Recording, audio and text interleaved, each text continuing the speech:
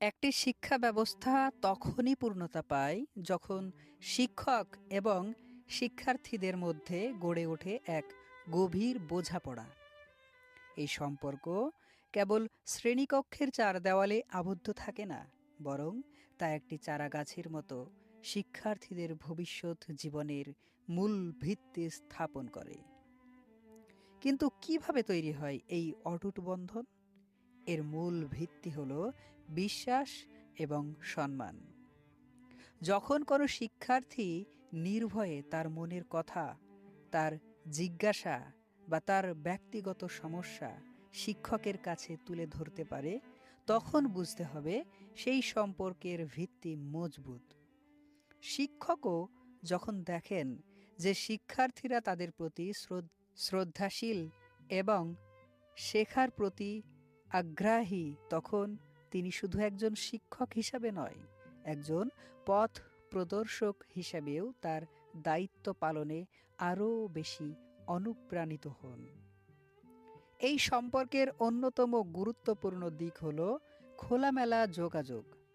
এটি এমন এক পরিবেশে তৈরি করে যেখানে শিক্ষার্থীরা কেবল পাঠ্য বইয়ের বিষয়বস্তু নিয়েই আলোচনা করে না, বরং জীবনের নানান চ্যালেঞ্জ নিয়েও শিক্ষকের সাথে কথা বলতে পারে।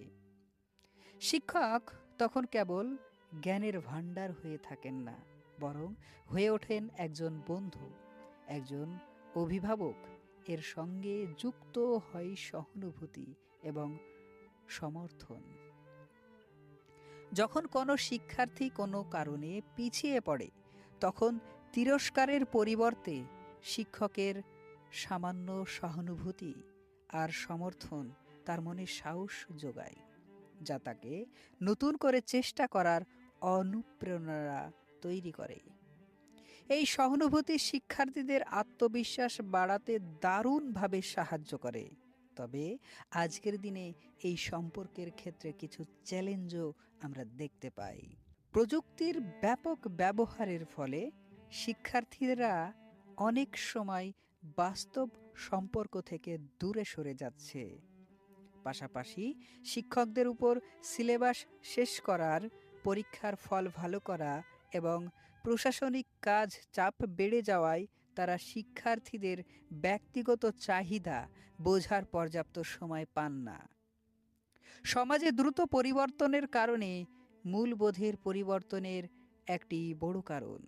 অনেক শিক্ষার্থী শিক্ষকের কেবল একজন তথ্য সরবরাহকারী হিসেবে দেখা, যা পারস্পরিক শ্রদ্ধার সম্পর্ককে দুর্বল করে তোলে।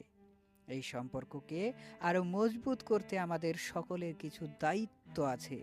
শিক্ষকদের এমন প্রশিক্ষণের ব্যবস্থা করা উচিত যা তাদের কেবল পড়াশোনার মধ্যেই সীমাবদ্ধ না রেখে শিক্ষার্থীদের মনস্তত্ত্ব বুঝতে সাহায্য করবে।